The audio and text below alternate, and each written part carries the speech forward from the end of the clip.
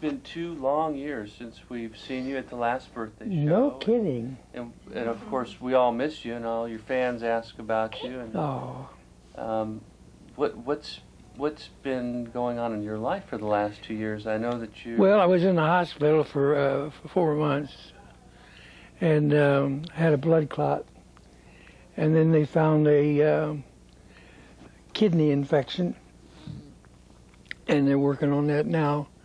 I take 12 pills in the morning and 5 at night.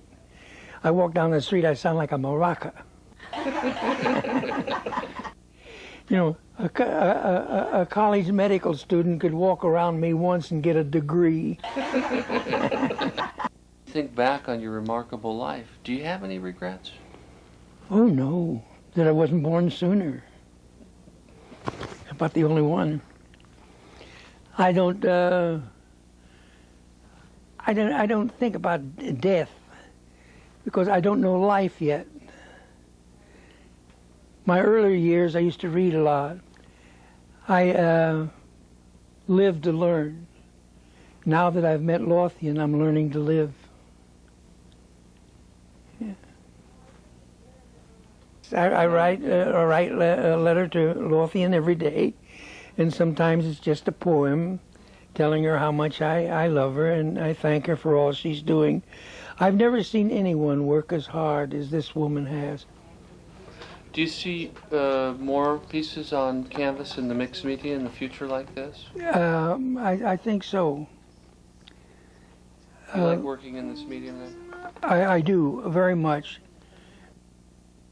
We have some pieces here we'd like to bring in of the new mixed media on canvas. Can you tell us a little bit about the process? Yes, how yes, you're yes. doing them, and we'll show a few. Get that one with the couple. The one with the man and the woman. Is it a finished one? Yes. Okay, good.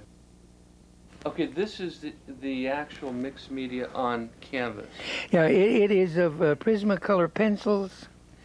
It's with design colors that can be rubbed down, and once you put the pencil marks on, you can take and rub that in, and it becomes very smooth. See, which makes it nice. This is a canvas. Now, how I got this couple is I started to do the painting, and I did the fellow first. And I said, why did I put him way over there for? So I thought, well, I'll put a girl next to him. So I put the flowers and the little bride, and I call it the bride and groom. Do you like him? Yeah, tell us about what is the Rear Admiral. Now I tried something here with that gold. You know, you have to take these. She has to take these away from me because I'm always seeing something that should be done. See, now I got that on there. Now I can smooth it out. Red, you've mentioned that your hands have bothered you from arthritis. How has that affected your love for art and painting? And no, I don't pay any attention to it when I'm doing it.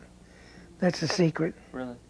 Sometimes I'll have to take one of those nerve pills because of the medication they're giving me. It upsets my system.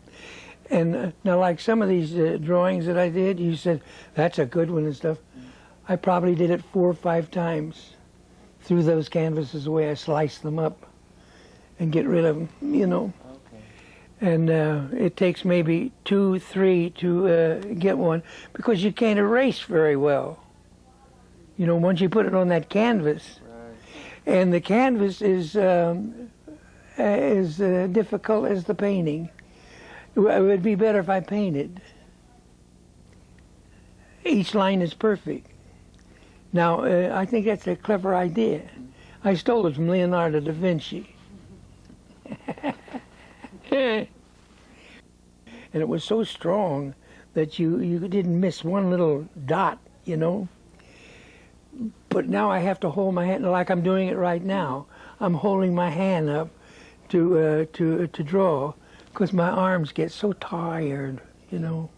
Do you foresee your arthritis affecting your ability to do the thumbprints on the certificates? That's a lot of work for you, Yeah, obviously. that is murder when I do so, them. I know we're not doing it on Series 11 anymore. That's been difficult for you, hasn't it? Yes, very difficult. Because every time you press down, that pain shoots right up through your whole body. Oh, good. I'm going to get that guy.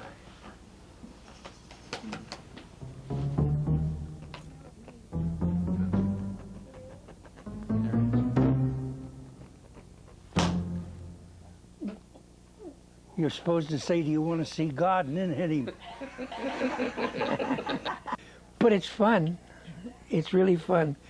If people would, I love it when they say they can't paint or they can't draw. Well, if you can write your name, you can draw, because writing is drawing, you know. And they say, I couldn't draw a straight line. I said, do a picture of an earthquake. My mother was a great influence behind that. I would come home from the day nursery or from kindergarten, and I'd have a little sketch that I had done. And she'd say, isn't that lovely? Now, she had one frame in the living room, and she would take out the painting that was in the drawing that was in there and put my new one in. And that encouraged me. And she said, I said, I could have sold this today. Somebody offered me. She says, never give a painting away. That's where artists make big mistakes. They give away the only thing they have to sell, and that's their talent. And if you get paid, even if it's a nickel, you're a professional. And if you feel you're a professional, you'll paint better. See? So then she went out and got me some watercolors, and I did a sketch of her. I'd come home visiting my grandmother in Washington, Indiana, and I was seated on a stool. She ran the elevator at the Limke building, and I did a sketch of her running the elevator. A man standing there says, that's pretty good, kid. What do you do with those? Do you sell them? I said, yeah. He says, I'll give you $1 for that one. I said, okay. When I played Indianapolis 5 years ago, I ran an ad, and on my television interviews, I said, if anyone has that painting, I'll be willing to pay him $50,000 for it.